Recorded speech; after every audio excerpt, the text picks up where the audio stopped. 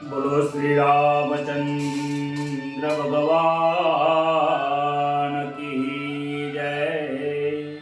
कृष्ण कन्हैया लाल की जय। सच्चिदानंद रूपाय विश्वोत्पत्त्यादि हेतवे तापत्रय विनाशाय श्रीकृष्णाय वयं नमः। प्रथम नमो गुरुदेवने लरि लरि लागो पाय। मात पिता ने वंदन करे करो करो नया। हरि गुरु संत सुपदार जोन कथा कहो मम मति अनुसार। प्रेम स्वरूप परमात्मा ने सुनो भागवत महापुराण। मंगल दिवस याजनो मंगल सौनो थाय। सौ संतो हरि भक्तो ने दास जय सना प्रणाम। सौ संतो हरि भक्तो ने दास जय सना प्रणाम। श्री गणेशाय नमः। श्री परमात्मने नमः। परम पवित्र एवा मर्यादा पुरुषोत्तम जे धर्मનું જ્ઞાન આપે છે, ધર્મની સ્થાપના માટે આ યુગે યુગે આ પૃથ્વી ઉપર જે પ્રગટ થાય છે, એમની લીલાઓમાં જેમની લીલાઓમાં આપણને કંઈક શીખવા મળે છે એવા પરમાત્મા શ્રી રામચંદ્ર ભગવાનનો ગઈકાલે પ્રાગટ્ય થયું છે। વનમાં ગયા છે, ઋષિઓના આશીર્વાદ લીધા છે અને વિશ્વામિત્ર ઋષિ દ્વારા એમના લગ્ન ભલી ભાતીથી આનંદથી થયા છે। એ આનંદની કથામાં રસબોર થવા માટે આપણા સૌનું મધુર મિલન થયું છે। ભગવાનની કથા આનંદકારી છે, સુખકારી છે। પરમાત્માનું જીવન લીલાઓ હોય છે, ક્રિયાઓ હોતી નથી। ક્રિયાઓની અંદર દુઃખ હોય છે અને લીલાની અંદર આનંદ હોય છે।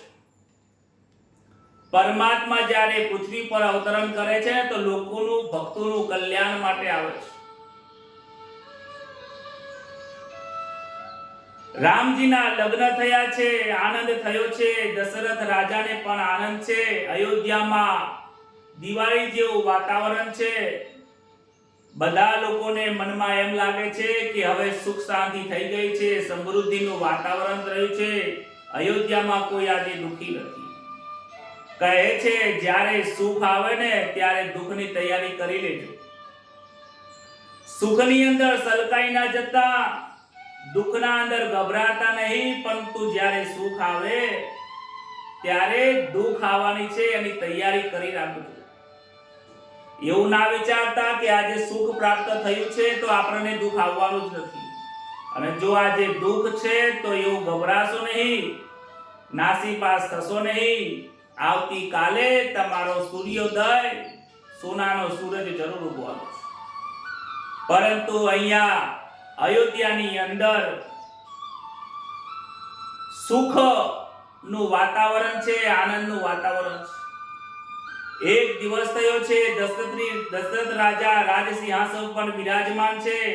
મુગટ થોડો હલી ગયો એટલે સેવકો દર્પણ લઈને આવે છે, અરીસો લઈને દર્પણમાં બતાવે છે કે પોતાનો મુગટ હરખો કરે। મુગટ સીધો કરવા જાય છે, અરીસામાં પોતાનું મોઢું જોવે છે ત્યારે કાનની બાજુમાં વાળ થોડા ધોળા થયા છે.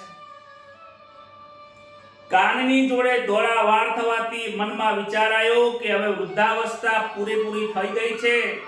મનમાં વિચાર કર્યો કે હું વૃદ્ધ થયો છું, હવે મારે રામને ગાદીએ બેસાડવા પડશે. હું રામને ગાદીએ કેમ બેસાડતો નથી? આ રાજ્યનો મારે મોહ છોડવો પડશે અને સીતારામને રાજ્યાભિષેક કરવો પડશે. વિચાર કરે છે, મારી આંખે હું રાજ્યાભિષેક નિહાળીને જાઉં તો મારી દરેક ઈચ્છાઓ પૂર્ણ થઈ જાય. પરંતુ ઈચ્છાઓનો ત્યાગ કરો, ઈચ્છાઓ ક્યારે પૂર્ણ થતી નથી. ભગવદનું ભજન કરો, રામનું નામ લો, એવું આ રામાયણ કહે છે. દશરથ રાજા કહે છે, કોને જઈને વાત કરું? પ્રજાતંત્રનું રાજ્ય છે.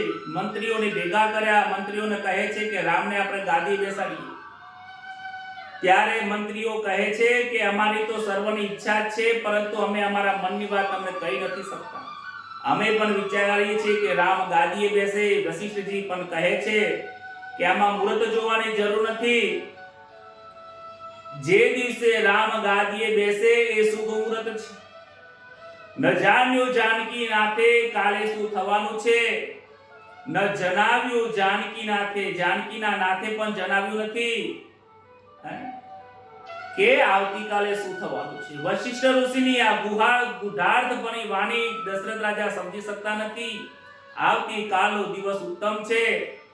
વશિષ્ઠજી રામજી પાસે આવીને રાજ્યાભિષેકની વાત કરે છે. રામજી કહે, મારે ગાદીએ બેસવું નથી. મને ગાદીએ બેસાડો તો બીજા 3 ભાઈઓ શું કરશે? એમને પણ ગાદીએ બેસાડો. વશિષ્ઠ ઋષિ કહે છે કે ગાદીએ તો ઘરમાં જે જ્યેષ્ઠ પુત્ર હોય એને જ બેસે, માટે તમારે રાજ સિંહાસન ઉપર બેસવું પડશે અને આજથી આ રાજ્યનો કારોબાર તમારે સંભાળવો પડશે. અયોધ્યાના લોકોને ખબર પડી, રાજ્યાભિષેકની વાતની ખબર પડી છે. અતિ આનંદ થયો છે, પરંતુ બધાને આનંદ થાય એવું જરૂરી નથી. જેની અંદર ઈર્ષાઓ ભરેલી છે એને દુઃખ થાય છે. આજે વિઘ્નેશ્વરી દેવી અયોધ્યાની અંદર આવે છે. અયોધ્યાની અંદર વિઘ્નેશ્વરી દેવી આવે છે. વિચારે કરે છે કે હું કોની અંદર જાઉં. મંથરાની અંદર ઈર્ષાઓ ભરેલી છે. ઈર્ષાઓ આ જીવને નુકસાન કરતા છે. ક્યારે આશા અને તૃષ્ણા રાખશો નહીં, ઈર્ષા રાખશો નહીં, કોઈની નિંદા કરશો નહીં. વિઘ્નેશ્વરીની નજર મંથરા ઉપર પડી છે. મંથરાની અંદર વિઘ્નેશ્વરીએ પ્રવેશ કર્યો અને ત્યાં તો કૌશલ્યા, ત્યાં તો કૈકેયી માતાના રૂમની અંદર જાય છે. મનમાં વિચાર કરે છે કે રામનો રાજ્યાભિષેક થઈ જશે તો મને શું ફાયદો થવાનો છે?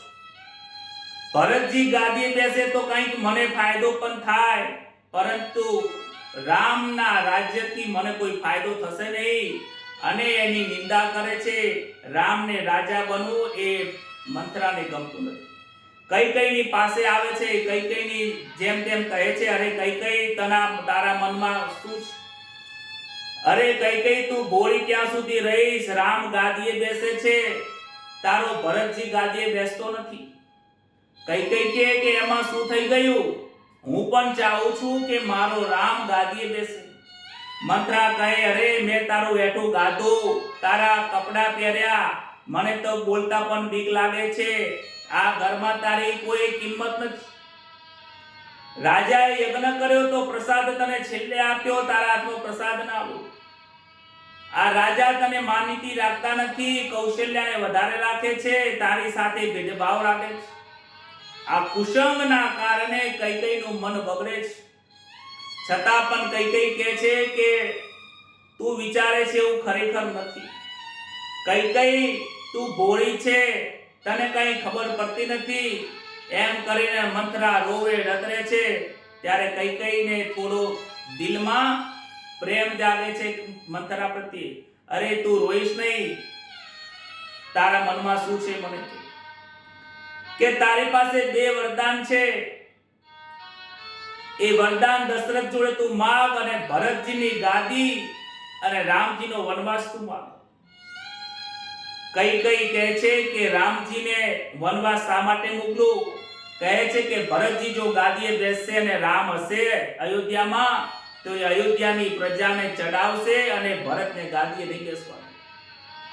અરે મને તો કોઈ વાંધો નથી રામ બેસે કે ભરતજી બેસે, પરંતુ આ મંથરાના કુસંગમાં આવીને કૈકેયીનું મન બદલાયું છે. કોપ ભવનમાં ગયા છે. દશરથ રાજાને ખબર પડે છે કે કૈકેયી કોપ ભવનમાં પ્રવેશ કર્યો છે. કૈકેયીએ કપડાં બદલી નાખ્યા છે, કાળા વસ્ત્રો પહેર્યા છે, જીવન બદલાઈ ગયું છે. ગુસ્સામાં આવી ગયા છે કારણ કે એને મંથરાની વાતો સાચી લાગી છે. મન એનું બદલાઈ ગયું છે, જીવન પલટાઈ ગયું છે. કહે છે કે આજે મારે શું કરવાનું છે? જીવનની અંદર વિચાર કરતી નથી, મનન કરતી નથી કે હું ખોટો નિર્ણય લઉં છું. કૈકેયીની નિષ્ઠુરતાની હદ પલટાઈ ગઈ છે. દશરથજી આવે છે કે તું આમ શોકની અંદર બેઠી છે, તારા મનમાં શું છે? ત્યારે કહે છે કે આજે મારે તમારી પાસે 2 વરદાન માંગવા છે. કહે છે કે તું 2 નહીં 3 વરદાન માંગ, આજ તો રામ ગાદીએ બેસવાનો છે. કહે છે કે તમે પહેલા વચનથી બંધાવો કે મારે 3 નહીં પણ મારે 2 જ વરદાન જોઈએ છે, 2 મને આપી દો. બોલ બોલ રાણી તારે શું જોઈએ છે? પહેલા તો કે મારે ભરતને ગાદી જોઈએ છે અને બીજું વચન છે હે રાજન તમે ધ્યાન રાખજો જમીન તમારી હલી ના જાય. રામનો 14 વર્ષનો વનવાસ માંગુ છું. વનવાસ સાંભળીને કહે છે અરે કૈકેયી તે આ શું માંગ્યું છે? ભલે ભરત ગાદીએ બેસતો હોય મને વાંધો નથી, રામજી પણ ચાહે છે ભરત ગાદીએ બેસે, પરંતુ તારે તો રામ પ્રત્યે આટલો પ્રેમ હતો, આજે કુભાવ કેમ જાગ્યો છે? દશરથજીને બહુ દુઃખ થયું છે, તું રામને કેમ વનવાસ મોકલે છે? ખૂબ સમય થયો છે ત્યારે હૃદયની અંદર દુઃખ થયું છે. દશરથ રાજા મૂર્છિત થઈને જમીન ઉપર પડી જાય છે. ત્યારબાદ મંત્રીઓ આવે છે. રાજસભાની અંદર લોકો રાહ જોઈને બેઠા છે કે રાજા ક્યારે આવે. મંત્રી મોડું થઈ જવાના કારણે મંત્રી આવે છે, રામજી આવે છે. અરે પિતાજી શું થયું? ત્યારે કૈકેયી બનેલી હકીકત કહે છે. કૈકેયીની હકીકત બનેલી સાંભળ્યા પછી રામજી કહે છે અરે માં આટલું જ હતું? અરે ભરતજી ગાદીએ બેસે તો એ તો હું પણ ચાહું છું. મેં પણ પહેલા પિતાજીને કહ્યું હતું કે ભરતજીને ગાદીએ બેસાડો. અરે માં તમારો મારા ઉપર બહુ ઉપકાર છે, બહુ પ્રેમ છે, તમે મને 14 વર્ષ વનવાસ મોકલો છો. વનવાસમાં જઈશ તો હું સૌનું કલ્યાણ કરીશ, મને સંતોનો સત્સંગ મળશે. માં તમને મારા ઉપર પ્રેમ છે, હું જલ્દી જ અત્યારે તૈયાર થાઉં છું. દશરથજી કહે છે રામજી રોકાઈ જાઓ, જશો નહીં. કૌશલ્યા માતા જોડે ગયા છે. કૌશલ્યા માતા આજ્ઞા કરે છે કે તારા પિતાની આજ્ઞા એ જ મારી આજ્ઞા છે. બહુ દુઃખી થાય છે. આનંદનું વાતાવરણ શોકના વાતાવરણમાં બદલાઈ ગયું છે. લક્ષ્મણજીને ગુસ્સો આવે છે. કૈકેયીના મનની અંદર આ શું વિચારો આવે છે? દશરથ રાજા કૈકેયીના વિચારો સાથે સહમત થઈ ગયા છે. આજે દશરથજી પત્નીના વશમાં થયા છે. એટલા માટે રામજી કહે છે લક્ષ્મણ આવું બોલીશ નહીં, માતા પિતા વિશે આવું ન બોલાય. એ માતા પિતા ભગવાન સમાન છે. જોજે એક શબ્દ તું બોલતો નહીં. મારા માટે તો રામજી તમે જ મોટા ભાઈ, તમે જ મારા માતા છો, તમે જ પિતા છો. તમે વનમાં જશો તો હું પણ વનમાં આવીશ. સીતાજીને ખબર પડે છે. સીતાજી કે હું પણ તમારી સાથે આવીશ, જ્યાં મારા પતિ ત્યાં મારી સાથે. રામ, લક્ષ્મણ અને સીતાજી આ ત્રણેય જણા વનમાં જવાની તૈયારી કરે છે. દશરથ રાજા જોડે આવે છે. પિતાજી જોડે આજ્ઞા માંગે છે કે પિતાજી મને આજ્ઞા આપો, તમે આવી રીતે ધીરજ ધરો, આવી રીતે તમે હારી જશો નહીં. રઘુકુલ રીત સદા ચલી આવી, પ્રાણ જાય પણ વચન ન જાય. પિતાજી આપ જે તમારું વચન રાખવા માટે જઉં છું, 14 વર્ષ એટલે સામાન્ય છે. હું હમણાં જ વનમાં જાઉં છું, થોડા દિવસમાં તો હું પાછો આવી જઈશ. પિતાજી તમે આવું શોક ના કરશો. કઈ વલ્કલ વસ્ત્રો આપે છે. વશિષ્ઠ ઋષિને ગમતું નથી, છતાં પણ એ વસ્ત્રો નીકાળી દે છે, રાજના વસ્ત્રો, અને એક સાધુના વેશ, એક સંન્યાસીના જે વેશ હોય છે એ સીતા, રામ અને લક્ષ્મણજી પહેરીને બહાર નીકળે છે. દશરથજી કહે છે, અરે પુત્ર, હે રામ, થોભી જાઓ, પણ એ થોભતા નથી. આજે પિતાજીનું વચન પાળવા રામ, લક્ષ્મણ અને સીતાજી વનમાં પ્રયાણ કરે છે. ત્યારે દશરથજી કહે છે કે સુમંતજી, રથ લઈને આવો અને રામજીને રથમાં લઈને વનમાં લઈ જાઓ. બાળક છે, બાળક બુદ્ધિ છે, થોડા દિવસ કેવરજો, પછી પાછા લાવજો. જો રામ ના આવે તો સીતાજીને લઈને આવજો. સીતાજીનું મુખના હું દર્શન કરીશ તો મને થોડી શાંતિ થશે અને હું થોડા દિવસ નીકાળી શકીશ. મંત્રી સુમંતજી રામજીને કહે છે, તમારા પિતાજીની આજ્ઞા છે, તમારે વનમાં જાઓ છો, પરંતુ તમારે આ રથમાં બેસીને જવું પડશે. રથ ઉપર રામ લક્ષ્મણ બિરાજ્યા છે, સીતાજી બેઠા છે. વનમાં નીકળવાની તૈયારી કરી. અયોધ્યાની બહાર નીકળતા આખું અયોધ્યા ભેગું થયું છે, આંખોને રડી રહ્યું છે. અયોધ્યાવાસીઓ કહે છે, હે રામ, તમે જાશો નહીં. રામ વગર આ રાજ્ય, રામ વગર આ અયોધ્યા અનાથ થઈ જશે. રામજી ખૂબ સમજાવે છે, પરંતુ રામના પ્રેમમાં અયોધ્યાવાસી સમજતા નથી. કહે છે કે રામજીની પાછળ રામજીનો રથ જાય છે. રામજીના રથની પાછળ આખી અયોધ્યા રડતી આવે છે. મધ્યરાત્રિનો સમય થયો છે. રામજી રાત્રે મંત્રીને કહે છે કે આ પ્રજાજનો મારી સાથે વનમાં દુખી થશે. હું ચાહતો નથી કે પ્રજાજનો દુખી થાય, માટે આપણે રાત્રે જ આ વનમાંથી નીકળી જઈએ, આગળ જવું પડશે. સુમંતજી ધીમે ધીમે રથ ચલાવીને બહાર નીકળ્યા છે. શૃંગરવેરમાં આવ્યા છે. શૃંગરવેરમાં ગંગાજીના ઘાટે આવ્યા છે. ગૃહરાજને ખબર પડી કે રામજી આયા છે. 14 વર્ષનો વનવાસ મળ્યો છે. કહે છે કે તમે મારા રાજ્યમાં આવો. રામજી કહે છે કે 14 વર્ષનો મારો વનવાસ છે. હું કોઈ ગામની અંદર કે ગામના સીમની અંદર હું પ્રવેશ કરવાનો નથી. કોઈ રાજ્યમાં મારે જવું નથી. મારે તો 14 વર્ષ વનવાસમાં રહેવું છે. ઝાડના નીચે, એક ગંગાના ઝાડના નીચે, સીસમના નીચે ઝાડમાં હું કામ કર્યો છે. રામજી મંત્રીને કહે છે કે તમે અયોધ્યામાં પધારો. મંત્રીજી માતા પિતાને વંદનજની કહેજો કે એ પોતાનું ધૈર્ય છોડે નહીં. સુમંતજી કહે છે, સીતાજીને મોકલો. દશરથજીએ સીતાજીને કહ્યું છે કે વર્તા લેતા આવજો. સીતાજી કહે છે કે જ્યાં પતિ હોય ત્યાં જ મારે રહેવાનું હોય. પતિ સિવાય પત્નીનું કોઈ ધર્મ નથી. સુમંતજી વિદાય થાય છે. રાત્રિનો સમય થયો. સીતારામ ધર્મની પથારી પર સૂતા છે. લક્ષ્મણજી ચોકી કરે છે. લક્ષ્મણજી નિર્ણય કરે છે કે 14 વર્ષ સુધી મારે ભાઈની અને ભાભીજીની સેવા કરવી છે, કારણ કે મારા માતા પિતા છે. 14 વર્ષ સુધી એમની સેવા કરી છે. બહાર ગૃહક અને લક્ષ્મણજી બને સત્સંગ કરે છે. ગૃહક કહે છે કે રામજીને બહુ મોટું દુઃખ થયું છે. લક્ષ્મણજી કહે છે કે રામ ક્યારેય દુઃખી થતા નથી. રામને સુખ પણ નથી, રામને દુઃખ નથી.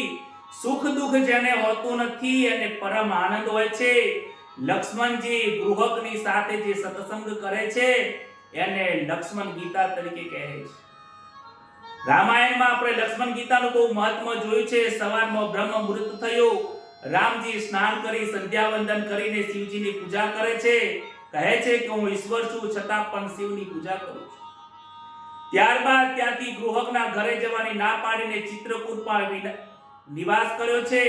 રઘુનાથજીએ વડના દૂધમાંથી એની જટા બનાવી છે અને જટા માથામાં ધારણ કરી, જે વાળ છે એ દૂધમાંથી ધોઈ નાખ્યા છે અને જટા બનાવીને તપસ્વીનું રૂપ ધારણ કર્યું.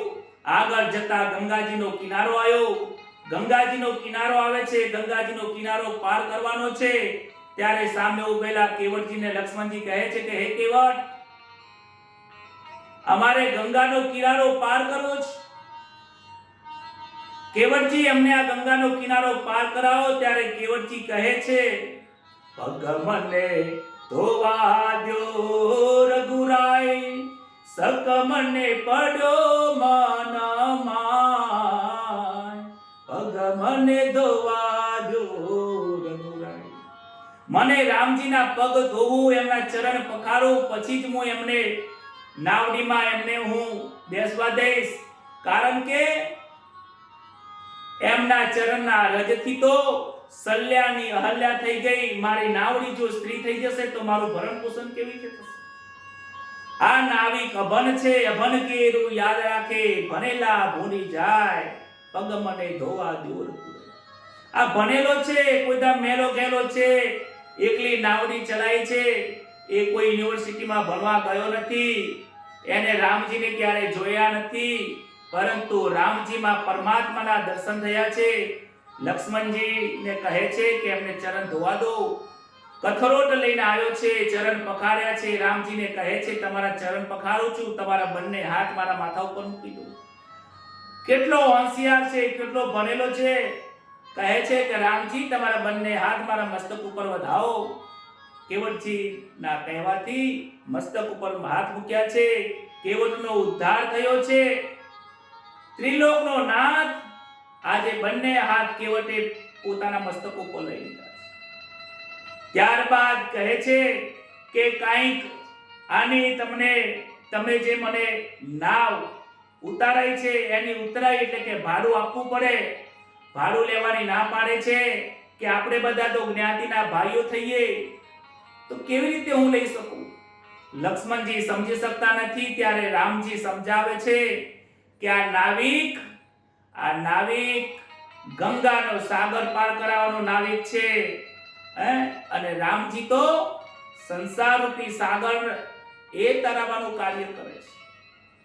બંને જણા નાવિક જ છે, પરંતુ લક્ષ્મણજી સમજી શકતા નથી, કારણ કે આ ઉધાર થવાનું છે.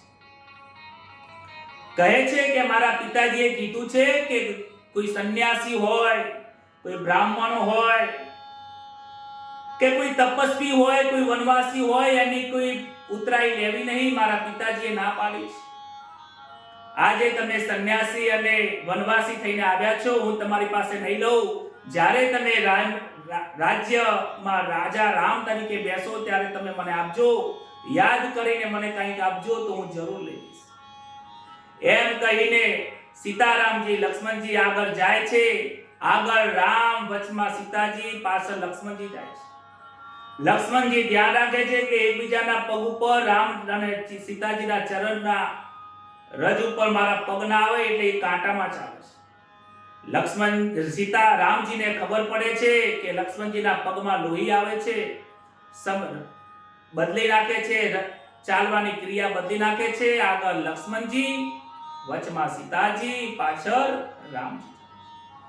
આગળ જતા જતા શ્રુતિઓમાં પરમાત્માનું વિધાન લખેલું છે. નેતિ નેતિ કહે છે ભગવાનને કોઈ સમજી શકતું નથી. સર્વ સાધનનું ફળ ભગવાન છે. એક રાત્રિ ભગવાન ત્યાં મુકામ કર્યો. રામચંદ્રજીએ ભરદ્વાજના ત્યાં આવ્યા છે. ત્યારબાદ ભારદ્વાજજીને પણ ત્યાં સત્સંગ કર્યો. ત્યારબાદ વાલ્મીક ઋષિના આશ્રમમાં આવ્યા છે. વાલ્મીકજી કહે છે કે તમારા નામથી હું તરી ગયો છું, અને વાલ્મીકજીને પણ દર્શન આપે છે. ત્યાંથી આગળ વધતા ચિત્રકૂટમાં આવ્યા છે. ભીલોને ખબર પડી કે રામજી પધાર્યા છે. રામજીને આવીને દર્શન કરે છે અને કહે છે કે અમે તે મદિરા પાન કરવા વાળા છીએ, માંસાહાર કરવા વાળા છીએ, ચોરી કરવા વાળા છીએ. પણ હે રામજી, તમારા દર્શન કર્યા પછી અમે આ ખોટા કામ છોડી દીધા છે. આજે અમને પણ તમારી ભક્તિ અને ઈશ્વરની ભક્તિમાં રંગ લાગ્યો છે. વિચાર કરો, રામજીના દર્શન કરવાથી લોકોનું મન બદલાયું છે. આ ભીલોનું મન બદલાય છે, આ જીવાત્માનું મન બદલાતું નથી. એક તરફ મંત્રી સુમંત્યારે કહે છે કે તમે હવે, ગૃહક રાજાને કહે છે કે તમે વિદાય લો. ગૃહક રાજા મંત્રી સુમંતને અયોધ્યા જવા માટે વિદાય આપી ત્યાં આવે છે. ગંગાના કિનારે આવીને સુમંતને જોવે છે. સુમંત તો ત્યાં જ ઊભા છે, મૂર્છામાં છે. ત્યાં રથના ઘોડા પણ ઊભા છે. રથના ઘોડાઓ પણ પાણી પીધું નથી, ભોજન કર્યું નથી. રામના વિયોગમાં એ રથ અને સુમંતજી ત્યાં જ ઊભા છે. વિચાર કરે છે કે સુમંતજી પણ મનમાં વિચાર કરે છે કે રામજીના વિયોગમાં આ ઘોડાઓને પણ આવી હાલત થઈ છે, તો રામજીના માતા પિતાની કેવી હાલત હશે? હું કયું મોઢું લઈને જાઉં? કેમ હું જીવતો રહ્યો છું? મારું મૃત્યુ કેમ ના આવ્યું? ગૃહક સુમંતને સમજાવે છે કે તમે મંત્રી છો, રાજ્યનું ધ્યાન તમારે રાખવું પડશે, જ્ઞાની છો, ધીરજ રાખો. ધીરજના ફળ બહુ મીઠા હોય છે. ગૃહક 4 ભીલોને લઈને આજ્ઞા કરીને અયોધ્યા પહોંચાડ્યા છે. મંત્રી અડધી રાત્રે નગરમાં પ્રવેશ કર્યો છે. કહે છે કે જો દિવસે હું જઈશ તો મને લોકો પૂછશે, હું શું ચહેરો બતાવીશ. ત્યારે મહારાજ દશરથજીના ત્યાં આવે છે, વિચાર કરે છે. રામના વિયોગની અંદર આજે 5 દિવસ થઈ ગયા છે. મૃત્યુની છાયા દશરથ રાજાની ઉપર ફરી રહી છે. મંત્રી આવીને પ્રણામ કરે છે. દશરથજી આંખો ઉઘાડીને પૂછ્યું કે રામજીને લાવ્યા? માફ કરજો રાજાજી, રામને મેં મનાવ્યા પણ રામજી આવ્યા નહીં તો સીતાજી આવ્યા. સીતાજી ના પાડે છે કે જ્યાં પતિ હોય ત્યાં જ મારી પતિ પરમેશ્વર છે, એમની સેવામાં મારે રહેવું પડે. પરંતુ રામજીએ અને સીતાજીએ તમને ખૂબ વંદન કર્યા છે કે મારા પિતાજીને ધીરજ આપજો. સુમનજીની આંખમાં આંસુ ભરાયા છે. સુમનજી કહે છે મહારાજ ધીરજ રાખો, તમે જ્ઞાની છો, હું સંદેશો તો લઈને આવ્યો છું. રામજીના વિયોગમાં જીવતો કેમ આવ્યો એ મને ખબર નથી. દશરથ રાજા વ્યાકુળ થયા છે. મારા પ્રાણ અકરાય છે, મને છાતીમાં દુખે છે. શ્રવણના આંધળા માતા પિતાએ મને શ્રાપ આપ્યો હતો કે રામના વિયોગમાં, પુત્રના વિયોગમાં તારું મૃત્યુ થશે. હજુ પણ રામ ગયા પણ મારું મૃત્યુ કેમ આવ્યું નથી? મનમાં મૂંઝાય છે. આજે પરમાત્માનો વિયોગ લાગે છે. લોકોને એમ લાગે કે રામજીના વિયોગમાં રામજી પરમાત્મા છે. પરમાત્માના વિયોગમાં જે જીવાત્માનું મૃત્યુ થાય એનો ઉદ્ધાર થાય છે. આજે સંસારના મોહ માયાની અંદર આ દશરથજી નથી, પરંતુ રામને ભગવાનના દર્શન થયા હતા. દશરથજીને રામજીના દર્શન થયા હતા. એમના દર્શન કર્યા પછી દશરથ રાજાને રામનો વિયોગ સહાતો નથી. મનમાં મૂંઝાય છે. છાતીમાં દુખાવો ધીમે ધીમે વધવા લાગ્યો. રામનો વિયોગ સહન થતો નથી. મનની અંદર ધીમે ધીમે રામ રામ રામ રામ રામ 5 વખત પંચ પ્રાણે 5 વખત રામ નામનું નામ બોલીને દશરથજીએ દેહનો ત્યાગ કર્યો છે. દશરથજીનો રાજાનો પ્રેમ આ સાચો અને જીવ અને આત્માનો સાચો વિયોગ છે. આવો વિયોગ, પ્રભુના વિયોગમાં આવો દેહ છોડ્યો નથી આજ સુધીમાં કોઈ. દશરથજીનું મૃત્યુ થયું નથી, દશરથજીના આજે પ્રયાણ થયું. દશરથના મરણના સમાચાર સાંભળી વશિષ્ઠજી આયા છે. લોકોને દુઃખ થયું છે. દશરથજીનું મરણ મંગલમય થયું છે.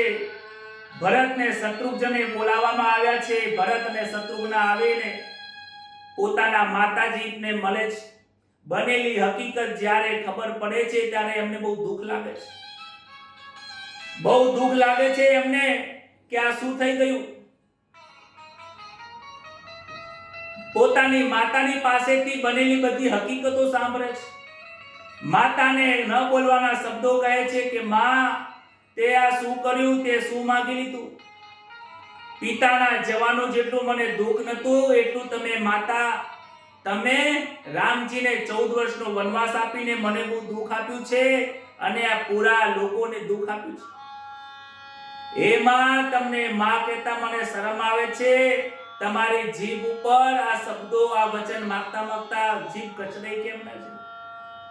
ભરતજી બોલવામાં ધ્યાન રાખતા નથી, કારણ કે આજે એમને રામનો વિયોગ થાય છે.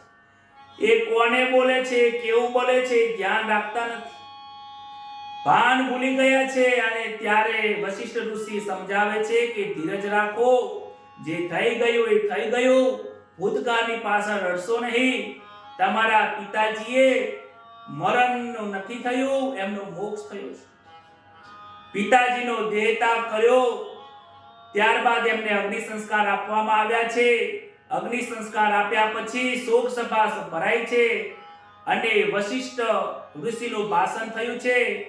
ભાષણની અંદર દશરથજી અને રામનો ખૂબ મહિમા કર્યો છે. ત્યારબાદ કહે છે કે આવતીકાલે દશરથજીના વચન અનુસાર ભરતજીની ગાદીએ બેસાડવામાં આવશે. ભરતજી ઊભા થયા છે, ગુરુજીને માતા પિતાને વંદન કરે છે, શોક સભા શાંત છે. લોકો વિચાર કરે છે કે ભરતજીના મનમાં શું છે. લોકો સાંભળવા માંગે છે કે ભરતજીના મનમાં શું છે અને વંદન કરીને કહે છે કે માતા પિતા અને ગુરુ એ ભગવાન કહેવાય, પરંતુ માફ કરજો, આજે મારા મોટા ભાઈ અને રામના વિયોગની અંદર, રામના પ્રેમની અંદર મારી જીભને આજે વિવેક રહ્યો નથી, માટે માફ કરજો, કારણ કે આજે નાના મોઢે વધારે બોલું છું. ભરતજી કહે છે કે મારા રામ મારા ગાદીએ બેસવાથી અયોધ્યાનું રાજ્ય, અયોધ્યાની પ્રજા સુખી થવાની નથી. રામ ગાદીએ બેસે તો અયોધ્યા સુખી થાય. હું તો રામજીનો સેવક છું, સેવકને ક્યારે ગાદીએ બેસાય નહીં. મેં ક્યારે મનમાં વિચાર કર્યો નથી મારે ગાદીએ બેસવું છે. હું ચાહું છું કે રામજી ગાદીએ બેસે. અરે રામ ગાદીએ નહીં બેસે તો હું જીવન નહીં જીવી શકું. હું રામજીનો સેવક છું, એમનો ચાકર છું. રામ કહે એમ મારે કરવાનું હોય. આવતીકાલે સવારે હું રામજીને મળવા જઉં છું, મને આજ્ઞા આપો. હું અયોધ્યામાં ફરીથી રામને મનાવીને પાછો લાવીશ. જેને આવવું એ આવી શકે છે. બધાને ખાતરી થઈ ભરતજી બહુ સાચા છે, એમનો પ્રેમ બહુ સાચો છે.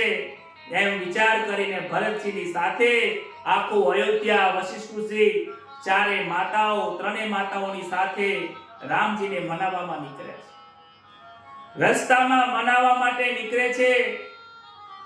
પગમાં પાદુકા પહેરી નથી. આકાશમાં સૂર્ય તપી રહ્યો છે, આંખોમાંથી અશ્રુની ધારા વહે છે. ભરતજી કહે છે રામજી મને માફ કરશે. માતા સીતાજીના મનમાં શું હશે, લક્ષ્મણજી શું વિચારશે, એમ વિચાર કરતા કરતા આવે છે. ચિત્રકૂટમાં ભગવાનજી રામચંદ્રજી બિરાજમાન છે. રસ્તામાં ગૃહક રાજા અને બીજા બધા લોકોને વિચાર લાગે છે કે આ ભરતજી રામજી સાથે લડવા માટે જતા હશે. પરંતુ ભરતજીની પરીક્ષા કર્યા પછી એમને પણ લાગે છે કે ભરતજીનો પ્રેમ સાચો છે. કહે છે કે આ ઝાડની નીચે રામ અને લક્ષ્મણ, રામજી અને સીતાજી આરામ કર્યો છે. ભરતજી એ ઝાડને જઈને વળગી પડે છે કે મારા રામજીને આ ઝાડના નીચે, આ દર્ભના આસન પર મને રોકાવું પડ્યું. આગળ જતા જતા ગંગા નદીના કિનારો આવે છે. અનેક કેવટોને બોલાવીને, નાવિકોને બોલાવીને ગંગાનો પાર કરીને આગળ જાય છે. આગળ જતા જતા તે પર્ણકુટીર આવે છે. પર્ણકુટીરની તે પ્રદક્ષિણા કરે છે. મનમાં વિચાર કરે છે આખું અયોધ્યા આવ્યું છે. લક્ષ્મણજીને સમાચાર મળે છે કે ભરતજી આખા અયોધ્યાની સાથે આવે છે, નક્કી એ લડવા માટે આવે છે. રામજી લક્ષ્મણજીને રોકે છે કે લક્ષ્મણ, તું ભરતજીને ઓળખતો નથી. ભરતજી કરુણાની મૂર્તિ છે, તું ઉતાવળ કરીશ નહીં. ઉતાવળ કરવાથી કાંઈક અહિત થઈ જશે. માટે વિવેક વિચારથી, બુદ્ધિથી નિર્ણય લે. ઉતાવળ કરીશ નહીં. ભરતજીનો પ્રેમ હું જાણું છું. ભરતજી બહુ કરુણા છે. રામ, લક્ષ્મણ, જાનકી પર્ણકુટીરના ઓટલે બેઠા છે. ઋષિઓ આવે છે, જ્ઞાની વાતો કરે છે. ભીલ લોકો દોડતા આવ્યા છે, રામજી પાસે આવે છે કે કોઈ ભરત નામનો રાજા આવ્યો છે. ભરતનું નામ સાંભળીને રામજીની આંખમાંથી અશ્રુની ધારા વીંટી જાય છે। એટલામાં તો ભરતજી આવે છે અને રામજીના દંડવત નમસ્કાર કરે છે। ક્યાં છે મારો રામ, ક્યાં છે, ક્યાં છે ભરત, ક્યાં છે? રામજી આંખોમાંથી અશ્રુ ધારા કરીને બોલે છે કે ક્યાં છે ભરત, હે ભરત તું ક્યાં છે, ક્યાં છે? ત્યારે લક્ષ્મણજી કહે છે કે તમારા ચરણમાં ભરતજી દંડવત નમસ્કાર કરીને ઊંઘ્યા છે। રામજી ભરતજીને ઊભા કરે છે, ગળે લગાવે છે। બંને ભાઈઓ આજે ગળે મળ્યા છે। આ ભાઈઓનો પ્રેમ જોઈને બધા અયોધ્યા વાસીઓની અંદર, ઋષિઓની અંદર આંખોમાંથી પાણી આવે છે। આંખોમાં આકાશમાંથી પુષ્પની વૃષ્ટિ થઈ છે। આ ભાઈઓનો પ્રેમ જુઓ। આ પ્રેમની અંદર આ ધર્મનું શિક્ષણ આપણને આપે છે કે જીવનમાં ગમે તેટલું દુઃખ આવે તો ભાઈઓની સાથે રહેજો, ભાઈઓ પ્રત્યે શત્રુતા રાખતા નહીં। ભરતજી કહે છે કે તમે અયોધ્યામાં પધારો, અયોધ્યાને સનાથ કરો। એમ કરતા કરતા માતાજીને પણ બધાને વંદન કરે છે, કુશળ પૂછે છે। ત્યારે વશિષ્ઠજી કહે છે કે તમને યાદ કરતા કરતા દશરથ રાજા નું પ્રયાણ થયું છે, એમનો સ્વર્ગવાસ થયો છે। રામજી કહે છે કે મારા પિતાજીનો ભાવ મારા પ્રત્યે ખૂબ હતો, એમનો મહિમા યાદ કરે છે, એમનો પ્રેમ યાદ કરે છે। ત્યારબાદ શ્રાદ્ધ કર્યું, પિંડદાન કરે છે, ફ્રૂટ લઈને પિંડદાન કરે છે। દશરથ રાજાની પાછળ પિંડદાન કરવાની જરૂર નથી, એમને તો સ્વદેહે પિંડદાન કરી દીધું। જનક રાજા આવ્યા છે। રામજી કહે છે કે આ જનક રાજાને કહે છે કે તમે આ ભરતને સમજાવો, મને કહે છે કે તમે અયોધ્યામાં પધારો। જનક રાજા કહે છે કે હું શું સમજાવું, ભરતજીના પ્રેમની સામે મારું જ્ઞાન કોઈ કામનું નથી। પ્રેમ ભક્તિની સામે જ્ઞાનની ભક્તિ નાની થઈ જાય છે। રામજી કહે છે કે હે ભરત, બાળપણની અંદર મેં હંમેશા માટે તને દુખી કર્યો નથી, તું સુખી થાય એવો હંમેશા માટે મેં નિર્ણય લીધો છે। જા આજે તું કહીશ એ પ્રમાણે હું કરીશ। હે ભરત, તારી શું ઈચ્છા છે બોલ, તું કહીશ એમ કરીશ। આ વચન સાંભળીને ભરતજી વંદન કરીને કહે છે પ્રભુ, મોટા ભાઈ નાનો ભાઈ કહે એમ મોટા ભાઈએ ન કરવાનું હોય। તમે તો મારા સ્વામી છો, હું તમારો સેવક છું। આજે મારા કહ્યું તમારે નહીં, પરંતુ તમે કહો એ મારે કરવાનું છે। હું તમારો સેવક છું, હું તમારો દાસ છું। ભરતજીની વચન સાંભળી ત્યારે રામજી કહે છે તો ભરતજી, હે ભરત, પિતાના વચનનું પાલન કરવું એ આપણી ફરજ છે, માટે તમે રામ પિતાજીનું એક વચનનું પાલન કરો કે 14 વર્ષ સુધી તમે રાજ કરો અને 14 વર્ષ હું વનવાસ પાડું। પિતાજીનું બંને જણના વચનનું પાલન કરીએ। તમે ચાહો છો કે હું રાજા બનું તો 14 વર્ષ પછી જ્યારે વનવાસથી આવીશ ત્યારે હું ગાદી સ્વીકારી લઈશ। ભરતજી કહે છે તમારી પાદુકા આપો, પાદુકા લઈને હું રાજધર્મ ચલાવીશ। પરંતુ એક દિવસ 14 વર્ષ પછી મોડું કર્યું તો આ ભરતજીના તમને દર્શન થશે નહીં, ભરતજી મળશે નહીં। ત્યારબાદ ભરતજી પાદુકા લઈને અયોધ્યામાં જાય છે। રામજીને જે દુઃખ વનમાં થાય છે એના કરતા પણ ભરતજીનો પ્રેમ, ભરતજીનું દુઃખ એ અયોધ્યામાં બહાર રહીને ઝૂંપડી વાળીને અયોધ્યાનું કલ્યાણ થાય છે। ત્યારબાદ ત્યાંથી અત્રિ ઋષિના ત્યાં આવ્યા છે। ત્યાંથી સુતીક્ષ્ણ ઋષિ અગસ્ત્ય ઋષિના આશ્રમે આવ્યા છે। ઋષિઓનો આશીર્વાદ લીધો છે। અનસુયાએ સીતાજીને દિવ્ય વસ્ત્ર આપ્યા છે। એ વસ્ત્ર ક્યારે મેલા થતા નથી, ફાટતા નથી, ભવિષ્યની જાણે તૈયારી કરી હોય। બાજુમાં અસ્થિનો ઢગલો હતો। રામજી કહે છે આ ઢગલો શાનો છે કે ઋષિઓના હાડકાનો છે। રામજીને દુઃખ લાગે છે કે અહીંયા જેટલા પણ રાક્ષસો છે તેમને હું મારી નાખીશ। ધોધા ગોદાવરી નદીના કિનારે પંચવટીમાં મુકામ કર્યો। પંચવટીમાં આવ્યા પછી શૂર્પણખા આવે છે। શૂરપંખા કહે છે રામજીને જોઈને મોહિત થઈ જાય છે. આજ સુધીમાં શૂરપંખા કહે છે મને કોઈની સાથે લગ્ન કરવાની ઈચ્છા થઈ નથી, તમને જોઈને મને લગ્ન કરવાની ઈચ્છા થઈ છે. રામજી ના પાડે છે કે મારે તો લગ્ન કરવા માટે મારા લગ્ન થઈ ગયા છે. મારે એક પત્ની છે, એક પત્ની સિવાય બીજા બધા મારા માટે માતા સમાન છે. માટે તમે મારા માતા સમાન છો, પરંતુ તમારે જો લગ્ન કરવા હોય તો લક્ષ્મણજી છે. એમના પત્ની છે પણ એ પત્ની ઘરે છે, અહીંયા એકલા છે. લક્ષ્મણજી શૂરપંખાને લાગે છે કે રામજી મારું અપમાન કરે છે. ત્યારે શૂરપંખા રામજીને જ્યારે મારવા જાય છે ત્યારે એનું નાક લક્ષ્મણજી કાપી નાખે છે. શૂરપંખાને નાક કાપી જવાથી એ પોતાના ભાઈઓ જોડે જાય છે. ખર, દૂષણ, ત્રિસરા રાક્ષસોની પાસે આવીને કહે છે કે રામે મારી સાથે આવો અત્યાચાર કર્યો છે. ત્યારે એ રામની સામે એ રાક્ષસો યુદ્ધ કરવા આવ્યા અને રાક્ષસોને મારી નાખ્યા છે. શૂરપંખા રાવણની પાસે જઈને જુઠ્ઠું બોલે છે કે વનની અંદર એક દશરથના પુત્ર રામ, લક્ષ્મણ અને સીતાજી છે, એ ત્યાં રહે છે. સીતા બહુ સુંદર છે, તારા માટે એનું માગું લઈને હું ગઈ હતી, પરંતુ એ બે ભાઈઓએ મારી આવી હાલત કરી છે. રાવણને દુઃખ થયું છે કે મારી બેન સાથે એને અત્યાચાર કર્યો, હું રામને નહીં છોડું. તે સીતાજીને હરણ કરવા માટે મારીચ પાસે આવે છે. રામજી કહે છે કે હવે મારે લીલા કરવાની છે. સીતાજીને કહે છે કે તમે હવે અગ્નિમાં પ્રવેશ કરો. જે સાચા સીતાજી હતા એ અગ્નિમાં પ્રવેશ કર્યો છે અને અગ્નિમાંથી જે એમની છાયા હતી એ બહાર આવી છે. મરીચ જ્યાં રહેતો હતો, રાવણે મરીચને કહ્યું છે કે તારે મૃગ થવું પડશે. મરીચ સમજાવે છે કે ના, રામ એ પરમાત્માનું સ્વરૂપ છે.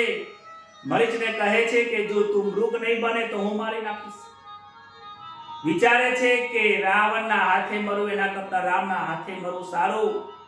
સીતા, રામ અને લક્ષ્મણજી પર્ણકુટીરમાં સત્સંગ કરે છે. ત્યાં તો બાજુમાં સોનાનું મૃગ આવીને રમી રહ્યું છે. સીતાજીને મોહ થયો છે, કહે છે કે આ મારે મૃગ જુએ છે. જ્યારે રામજી મૃગને લેવા જાય છે ત્યારે રાવણ આવીને સીતાજીનું હરણ કરે છે. અને લક્ષ્મણજી જે રામની પાસે ગયા હતા, રામજી કહે છે કે લક્ષ્મણજી તમે કેમ અહીંયા આવ્યા? ત્યારબાદ સીતાજીને શોધવા માટે આમ તેમ વનમાં ફરે છે કે હે સીતે તમે ક્યાં છો? લક્ષ્મણજી કહે છે કે રામજી તમે આંખો ખોલો. રામજી કહે છે કે આંખો કેવી રીતે ખોલું? ધરતી મારા સાસુ છે સૂર્યનારાયણ, આકાશ મારા સસરા છે. આમને હું કેવી રીતે આંખો ખોલીને બતાવું કે તમે એક સ્ત્રીને એક પત્નીનું તમે ધ્યાન રાખી શક્યા નથી?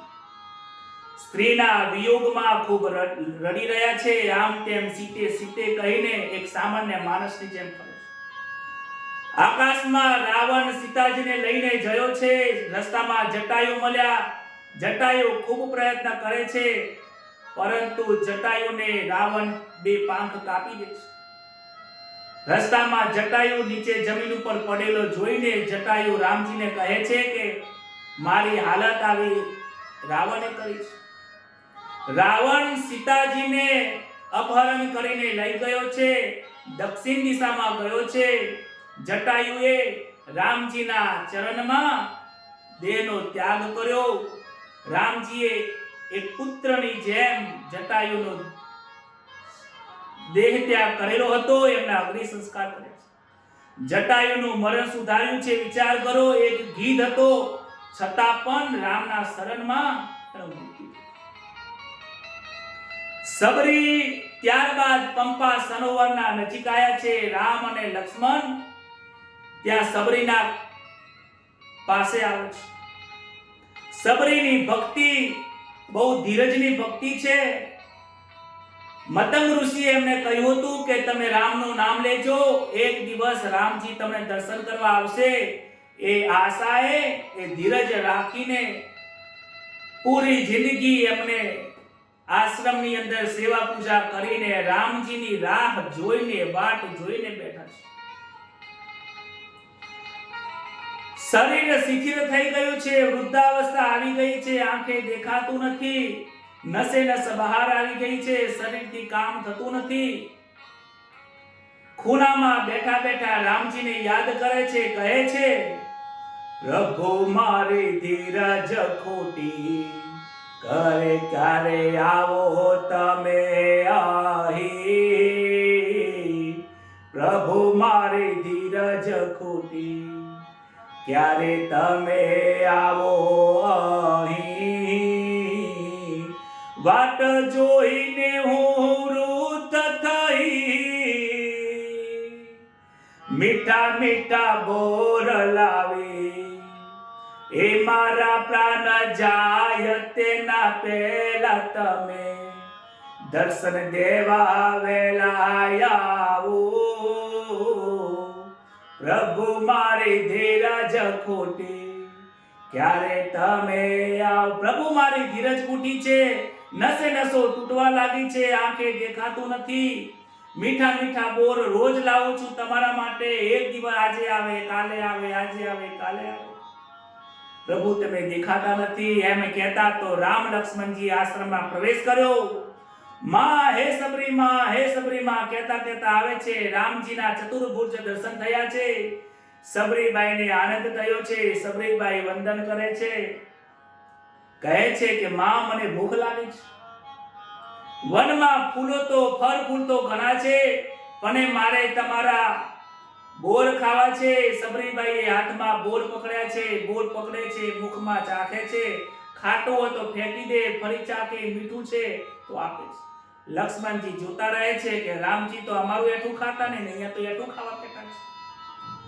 પણ જ્યારે પ્રેમની ભક્તિ હોય, ભાવની ભક્તિ હોય, ત્યાં આમંત્રણ હોતું નથી, ત્યાં નિમંત્રણ હોતું નથી, ત્યાં એઠું જૂઠું હોતું નથી. પ્રેમની ભક્તિની અંદર બધું ભૂલાઈ જાય છે.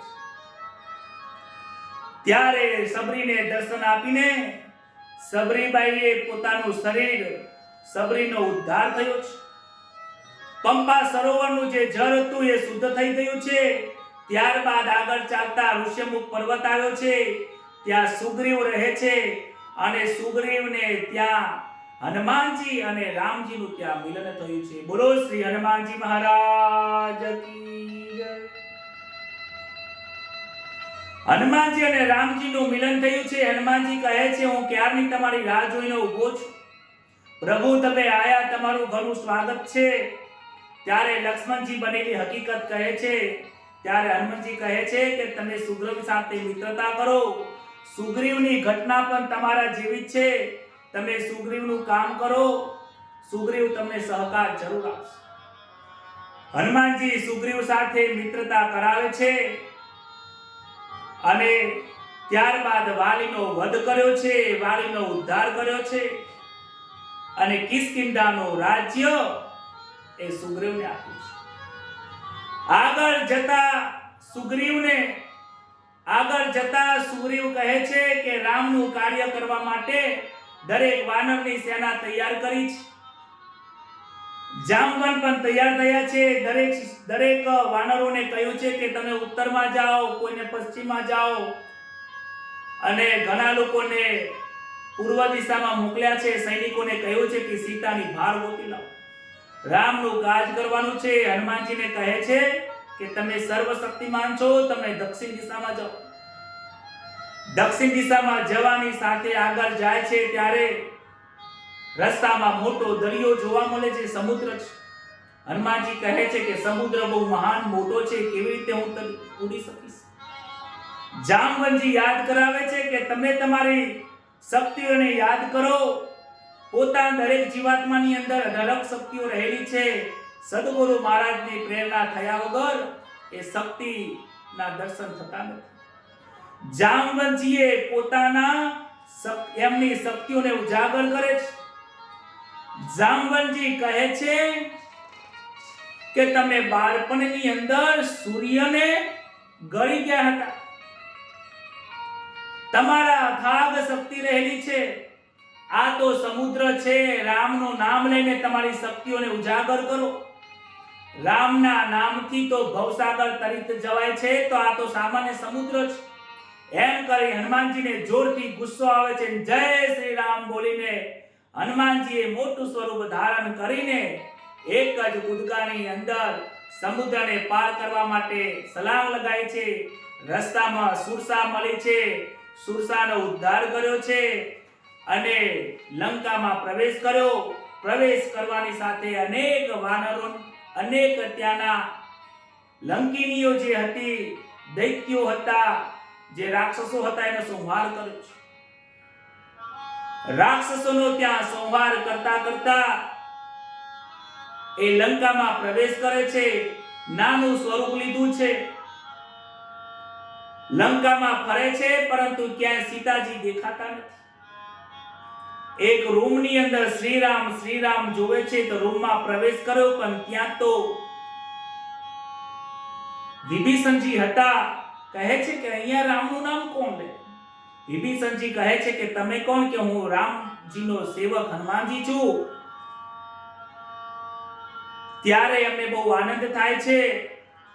સીતાજી વિશે ભાર માંગે છે. ત્યારે કહે છે કે અશોક વાટિકાની અંદર સીતાજી બેઠા છે, રામ નામનો જપ કરે છે. વિભીષણ કહે છે કે હું જો રામને, મને પણ રામના પ્રત્યે બહુ પ્રીતિ છે, મારે પણ રામના દર્શન કરવા છે. જો હું રામના પાસે આવું તો રામજી મને સ્વીકારશે. હનુમાનજી કહે છે કે ગમે તેવો પાપીમાં પાપી હોય ને, એને પણ રામજી એના શરણમાં લઈ જાય છે. તમે તો રામજીના ભક્ત છો, તમને કેમ નહીં સ્વીકારે? ત્યારબાદ હનુમાનજી અશોક વાટિકામાં આવ્યા છે. અશોક વાટિકામાં આવીને સીતાજીને જોવે છે. માતાજીનું દુર્બળ શરીર છે. મનથી નમસ્કાર કરે છે. ઝાડ ઉપરથી નીચે ઉતરે છે. માતાજીને વંદન કરે છે. માતાજી થોડા ગભરાઈ તો જાય છે કે તમે કોણ છો? કહે છે કે હું રામજીનો દૂત છું, રામજીનો સેવક હનુમાનજી છું. ત્યારે રામજીની આપેલી અંગૂઠી સીતાજીને આપે છે. અંગૂઠી જોયા પછી સાચું લાગે છે કે નક્કી આ રામ હનુમાનજી છે. સીતાજીના દર્શન કરીને આનંદ થાય છે કે માં મને ભૂખ લાગી છે, કે થોડું હું અહીંયા ભોજન કરું. કહે છે કે નીચે ફળ લેજો, બહુ વધારે પડતો ઝાડ ઉપરથી તોડતા નહીં, નહીંતર આ લંકીનીઓ તમને મારશે. હનુમાનજીને ભૂખ લાગી છે. નીચે પડેલા ફળ ફૂલ તો લે છે. ત્યારબાદ દરેક ઝાડને ઉખાડીને ફેંકે છે અને અનેક પ્રકારનો વિનાશ ત્યાં કરી નાખે છે. હનુમાનજી કહે છે કે આવ્યો છું તો થોડી મારી શક્તિઓનો બતાવી જાઉં કે રામજીના દૂતો કેવા છે, રામનો એક દૂત શું કરે છે. રામ હનુમાનજીને ત્યારબાદ બંદી કરીને લઈ જાય છે. હનુમાનજી કોઈના બંધનમાં રહેતા નથી. પૂછ સળગાઈ દીધી. પૂછ સળગવાના કારણે આખી લંકાનું દહન થઈ ગયું. લંકા સાફ થઈ જાય છે. હનુમાનજી તો ત્યાંથી કૂદકો મારીને રામજી જોડે આવે છે. રામજીને કહે છે કે હે પ્રભુ, હું સીતા માતાની ખોજ લઈને ભાર લઈને આવી ગયો છું. મેં ખોજ કરી લીધી છે. અને રામજીને આનંદ થયો છે. હૃદયમાં લગાયા છે કે હે હનુમાનજી, તમારા જેવો કોઈ સેવક આજ સુધીમાં થયું નથી, થવાનું.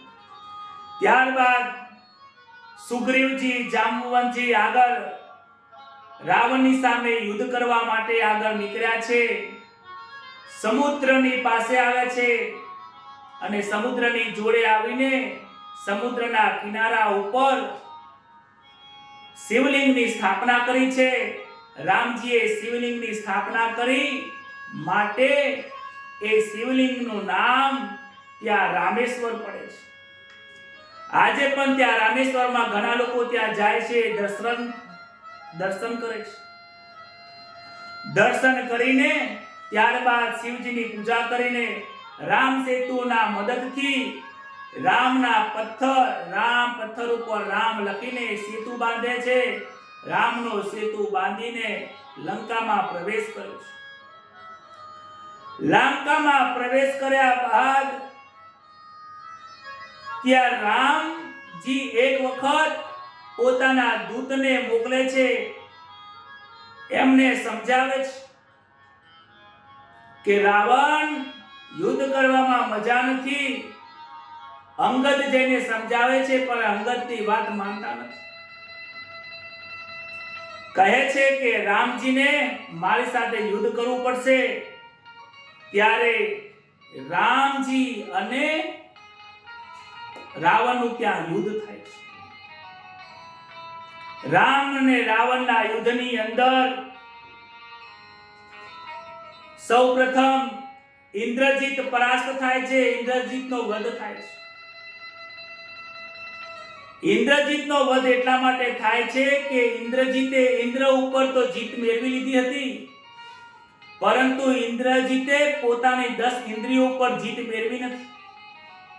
જેને 10 ઇન્દ્રિયો ઉપર જીત મેળવી નથી એ મૃત્યુ પામે છે. આ જીવાત્મા જ્યાં સુધી 10 ઇન્દ્રિયો ઉપર જ્યાં સુધી મનને મક્કમ કરશે નહીં, ઇન્દ્રિયો ઉપર સંયમ રાખશે નહીં, તો એનું મૃત્યુ થઈ જશે. ત્યારબાદ કુંભકર્ણ આવે છે. કુંભકર્ણનો પણ વિનાશ થાય છે. કહે છે સુખદેવજી કે કુંભકર્ણ કોણ છે? કે જે વારંવાર સૂઈ રહે છે, આખો દિવસ સૂઈ રહે છે, પ્રભુનું નામ લેતો નથી, એ કુંભકર્ણ છે. જે આળસના જેમ પ્રમાદની અંદર પડ્યો રહે છે. પરમાત્માએ જીવન આપ્યું, આખું જીવન સંસારના ભોગોમાં વિતાવી દીધું. ખાવું પીવું ભોગ ભોગવવા અને નિદ્રામાં પડ્યું રહેવું, એ કુંભકર્ણ છે. માટે એનું મૃત્યુ થાય છે અને કુંભકર્ણનો પણ નાશ થાય છે. મંદોદરી સમજાવે છે કે હવે તો તમે સીતાજીને આપી દો, પણ મંદોદરીની વાત માનતા નથી. અને આજે રાવણ યુદ્ધ કરવા માટે આવ્યો છે. રાવણ યુદ્ધ કરવા માટે આવ્યો. રામ અને રાવણનું યુદ્ધ ભયંકર થયું છે. એ રામ રાવણના યુદ્ધની અંદર રામજીએ એના એક મસ્તકો કાઢ્યા છે. જેમ જેમ મસ્તક કાપે એમ નવું મસ્તક આવે છે. ત્યારે વિભીષણજી કહે છે કે રાવણના નાભીની અંદર અમૃત રહેલું છે. એ અમૃત જો સુકાઈ જાય તો રાવણનો વધ થાય.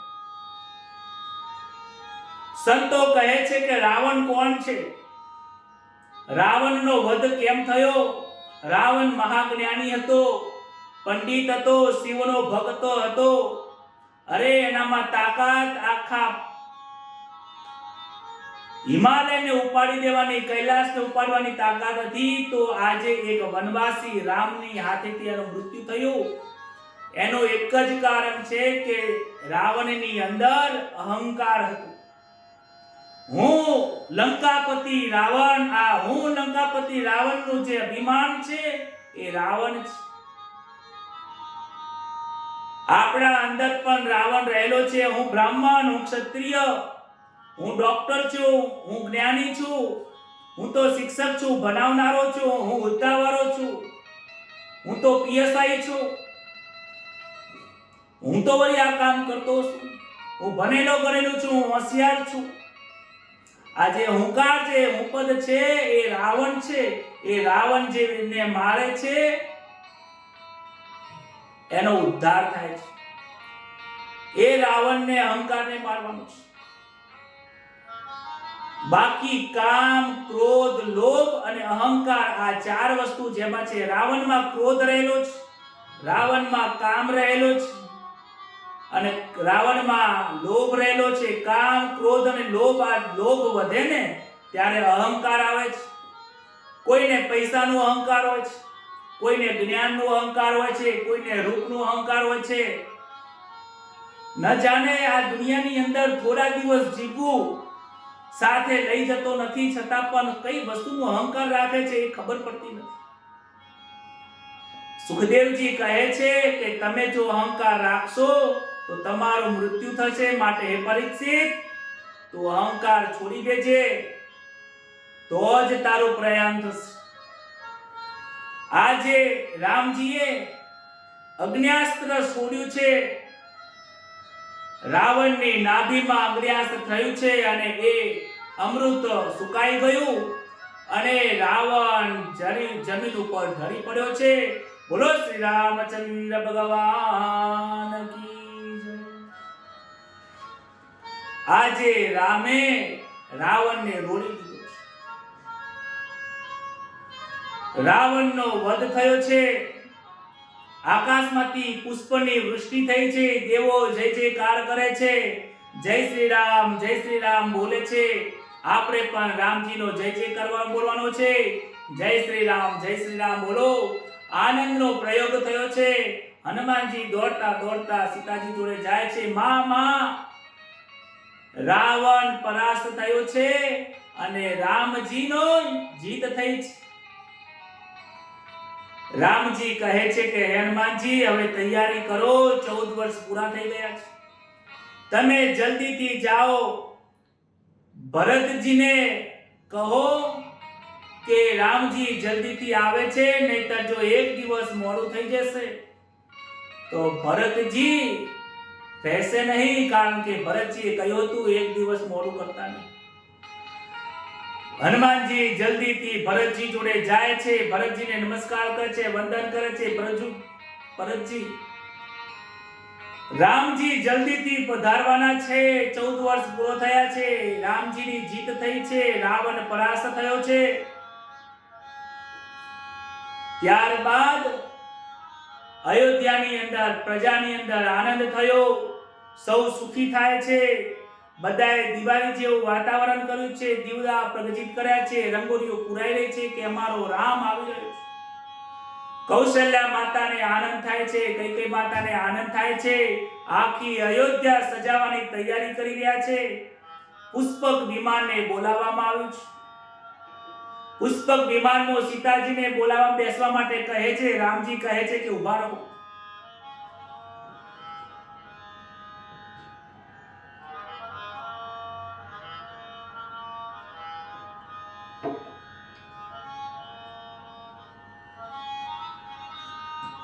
રામજી કહે છે કે આવતીકાલે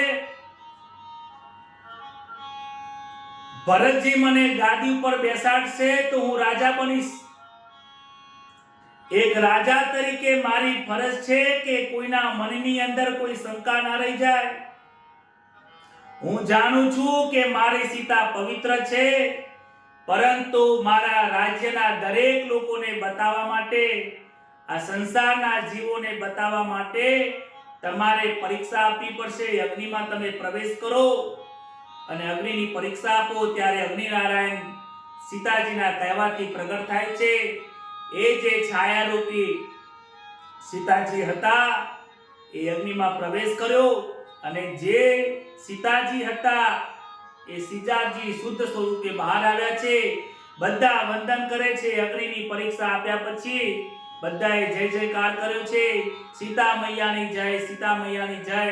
પવિત્ર નારી આવી આજ સુધીમાં કોઈ થઈ નથી ને ભવિષ્યમાં પૃથ્વી પર થવાની. રામજી તો જાણે છે કે સીતા સદાય પવિત્ર છે. સીતાજી, રામ, લક્ષ્મણ બધા વિમાનમાં બેઠા છે. સૌ સેવકો કહે છે, વાનરો કહે છે કે અમે તમારા વગર ક્યાં જઈશું. વાનરોને કહે છે કે તમે અયોધ્યા ચાલો, ચલો અમારી સાથે. મોટું પુષ્પક વિમાન થયું છે. જેમ જેમ બધા લોકો બેઠા પુષ્પક વિમાન મોટું થયું. જ્યાં જ્યાંથી આવ્યા હતા તેમ તેમ બતાવતા સીતાજીને કહે છે કે આ સબરીબાઈનો આશ્રમ, અહીંયા સબરીબાઈને અમને ઉદ્ધાર થયો. અહીંયા જટાયુ હતા, અહીંયા કિષ્કિંધા હતા, અહીંયા હનુમાનજીનો અમારો વિલાપ થયો એમ કહેતા રામજી અયોધ્યામાં પધાર્યા છે. સીતા રામજી અયોધ્યામાં પધાર્યા છે. માતાજી કૌશલ્યા, કૈકેયી અને દરેક લોકો અયોધ્યાના વાસીઓ ભરતજી, લક્ષ્મણજી અને સીતાજીનું સ્વાગત કરવા માટે પધાર્યા છે. સ્વાગત કરે છે. સૌને આનંદ થયો છે. મીઠાઈઓ વેચાઈ છે. રંગની અબીલ ગુલાલનો છંટકાવ થયો છે. આ જે અયોધ્યાની અંદર આનંદ થયા છે. દીવડાઓથી પ્રજ્વલિત કર્યું છે. ઘણા વર્ષો પછી આજે અયોધ્યામાં આનંદ થયો છે અને અયોધ્યાની આજે અંદર દિવાળી જેવું વાતાવરણ છે. વશિષ્ઠ ઋષિ કહે છે કે જલ્દીથી હવે રામને રાજગાદીએ બેસાડો. સમય થયો. બીજા દિવસે સવારમાં પ્રાતઃ સમયે રામ અને સીતાજીને સુવર્ણના સિંહાસન ઉપર અયોધ્યાની ગાદી ઉપર સીતારામને બેસાડીને સીતારામજીનો રાજ્યાભિષેક થયો છે. બોલો શ્રી રામચંદ્ર ભગવાન કી જય.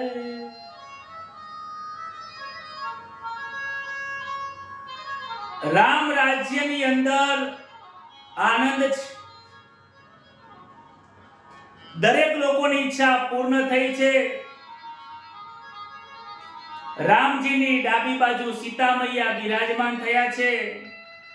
ભરત અને શત્રુઘ્નજી અને લક્ષ્મણજી ચામર નાખી રહ્યા છે. હનુમાનજી સેવક તરીકે નીચે બિરાજમાન છે, સેવા માટે બેઠા છે.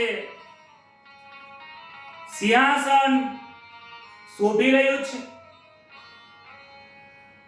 આજે રામ ગાદીએ બેઠા છે. અયોધ્યાના વાસીઓ બેઠા છે.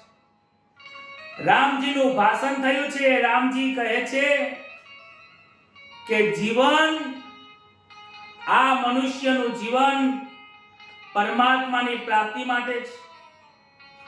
જીવનમાં સહનશીલ બનજો. જીવનની અંદર દુઃખ પડે તો હારી જતા નહીં.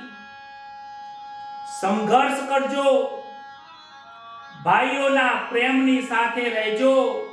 થોડી વસ્તુ માટે ભાઈઓનો પ્રેમ ભૂલતા નહીં. માતા પિતાનું વચન પાળવા માટે ભલે ગમે તેટલું મોટું નુકસાન આવે તો માતા પિતાનું વચનનું ઉલ્લંઘન કરતા નહીં.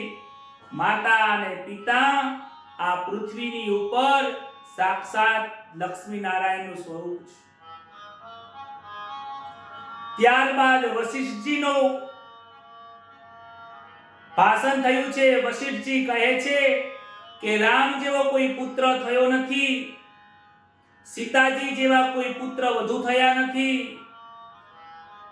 દશરથજી જેવા કોઈ પિતા થયા નથી. ભરતજી જેવા કોઈ ભાઈ થયા નથી. લક્ષ્મણજી જેવા કોઈ સેવક અને હનુમાનજી જેવા કોઈ દાસ થયા નથી. રામજીનું આ ચરિત્ર આ જીવનની અંદર કંઈક શીખવી જાય છે. રામજીના ચરિત્રની અંદર આપણને કંઈક બોધ મળે છે. રામજીનું ચરિત્ર, રામાયણની કથા, સુખદેવજી મહારાજ કહે છે કે જીવન કેવી રીતે જીવાય એની કળા આપે છે. આ સંસારની અંદર દરેક મા બાપે પોતાના છોકરાઓને અંદર, પોતાના બાળકોને, જો નાના હોય કે મોટા હોય, એમને રામની કથા ભણાવો. રામની કથા સુનાવશો તો બાળકો દુખી નહીં થાય. અરે તમે પણ દુખી નહીં થાઓ. રામજીનું જીવન એ લોકોના કલ્યાણ અર્થે, લોકોને કંઈક પ્રેરણા આપવા માટે થયું છે. મર્યાદા પુરુષોત્તમ છે રામજી. પોતાના અયોધ્યાની અંદર દરેક અયોધ્યાવાસીઓને સુખી કરવા માટે વિવેકથી નિર્ણય લીધો છે. ઉત્તર રામાયણની અંદર વિયોગની કથા આવે છે, પરંતુ રામ અને સીતાનો ક્યારે વિયોગ થયો નથી. એક ધોબીના નિંદા કરવાના કારણે રામજીએ જ્યારે સીતાજીનો ત્યારબાદ ત્યાગ કરેલો એ કથા સૌ જાણી રહ્યા છે.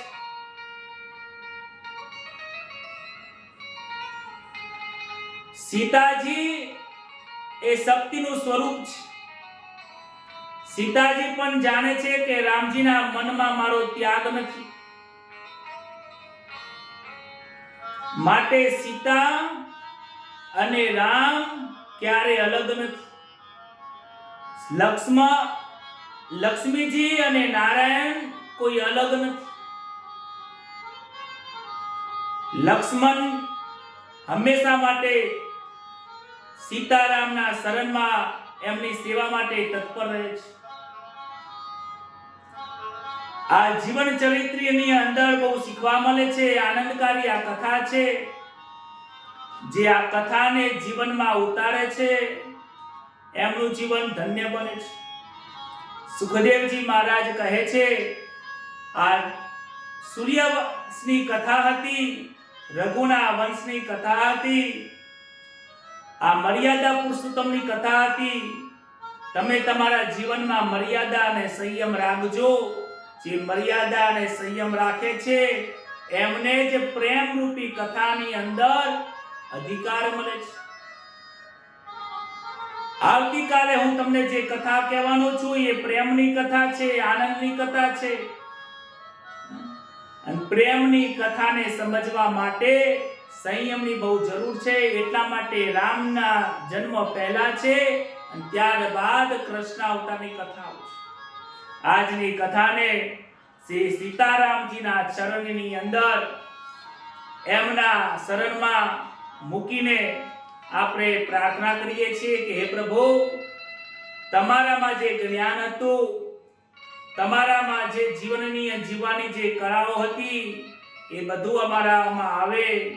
અમે પણ તમારા જેવું જીવન જીવી શકીએ, તમારા જેવી સહન શક્તિ આવે, તમારા જેવો સંતોષ આવે, એવા સદગુણો અમે પણ પ્રાપ્ત કરીએ.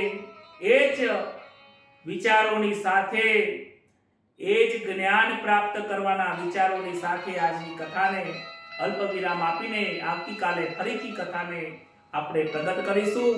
ત્યાં સુધી આપણે રામની ધૂનને રામ કહી સીતારામ સીતારામ આપણે ભજન કરીએ. હરે રામ રામ રામ સીતારામ રામ સીતારામ રામ રામ રાધે શ્યામ શ્યામ સીતારામ રામ રામ રાધે શ્યામ શ્યામ. હરે રામ રામ રામ સીતારામ સીતારામ રામ રામ રાધે શ્યામ શ્યામ. હરે રામ રામ રામ સીતારામ રામ રામ. શ્રી રામચંદ્ર ભગવાન કી જય. કૃષ્ણ કનૈયા લાલ કી જય. પિતૃનારાયણ દેવ કી જય. નમઃ પાર્વતી પતય. હર હર મહાદેવ.